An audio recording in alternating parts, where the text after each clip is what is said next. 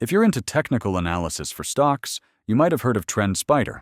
It's a charting tool that helps traders spot trends, draw patterns, and set up scans, all with the help of automation. It basically does in seconds what would take you minutes to do by hand. That's super handy if you're looking for clean charts, real-time trend lines, or want to catch breakouts faster. But here's the thing. Trendspider isn't magic. It won't tell you when to buy or sell, and it won't make you money overnight. If you're brand new to trading, it can feel a bit overwhelming at first. Compared to free tools like TradingView, it's more powerful, but also more expensive. So, is it overrated or underrated? If you trade often and care about charts and patterns, it's definitely underrated and worth trying. But if you're just starting out, or don't use charts much, you'll be fine skipping it for now. Let me know if you use Trendspider.